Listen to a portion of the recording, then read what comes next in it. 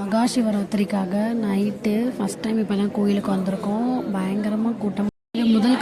முதல் காலம் முடிஞ்சிருச்சு. நிறையா ப்ரோக்ராமும் செட் பண்ணியிருந்தாங்க. இந்த பரதநாட்டியம்லாம் சின்ன பசங்க ஆடினாங்க.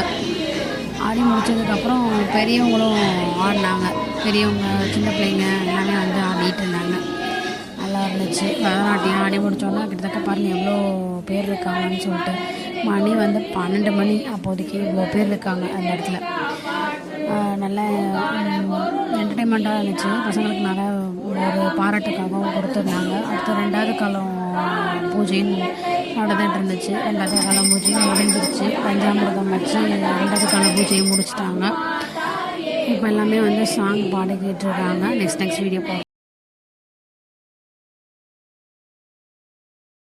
2வது காலம் பூஜையும் சிறப்பாக முடிஞ்சிருச்சு. அபிஷேகம்லாம் பண்ணி ஆராத்தனைலாம் காமிச்சாங்க.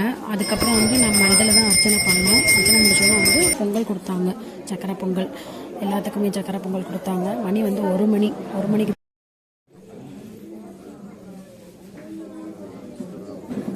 சிவன் பாடலில் சிவபுராணம் இந்த மாதிரி நிறைய பாடல்லாம் பாடிட்டு இருந்தோம்.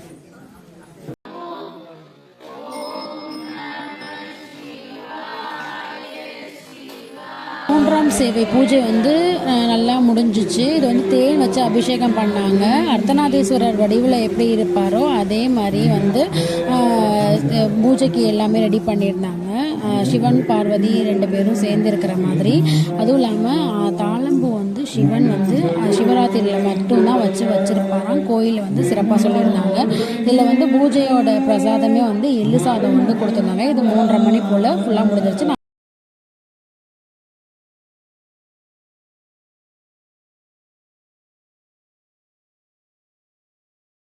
இதுதான் இருக்கிறதுலே கடைசி பூஜை.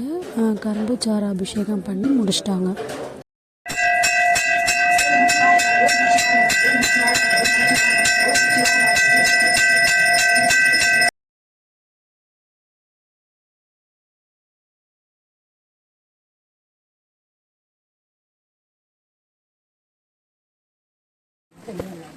பூஜைலாம் முடிஞ்சு நிறையா வெரைட்டியில் பிரசாதமாக வச்சாங்க. நல்லா இருந்துச்சு. இதோட முடிஞ்சிருச்சு. 4 கால பூஜையும் முடிஞ்சிருச்சு. பிரசாதமும் வாங்கியாச்சு. வீட்டுக்கு கிளம்பியாச்சு. பாய். நெக்ஸ்ட் வீடியோ பார்க்கலாம்.